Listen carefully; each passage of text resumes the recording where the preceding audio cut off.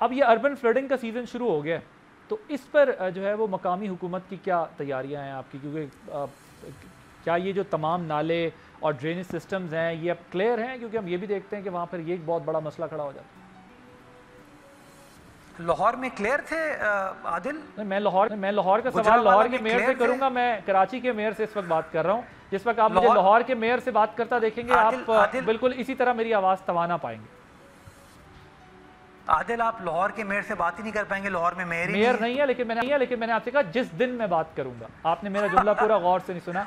वो नहीं, मैं बदकिस्मती से हमारे यहाँ डेमोक्रेसी का बहुत नारा लगता है, लेकिन लोकल गवर्नमेंट्स के ऊपर फोकस नहीं होता। लोकल गवर्नमेंट्स को लाना ही नहीं चाहते, उनको एम्पावर्ड करना ही नहीं चाहते, हालांकि पूरी दुनिया में सोल्यूशन यही है। मैं तो कह रहा हूँ सूबा सिंध के अंदर तमाम शहरों के अंदर इस वक्त इलेक्टेड लोकल गवर्नमेंट्स मौजूद हैं, मेयर मौजूद हैं जो कि काम कर रहे हैं।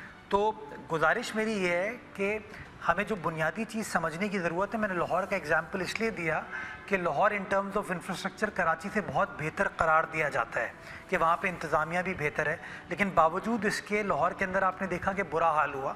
रिसेंटली जकार्ता में ये चीज़ हुई।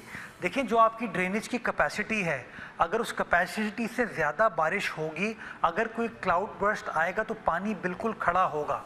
और मैं इसके अंदर कोई पॉइंट स्कोरिंग नहीं समझता। मेरे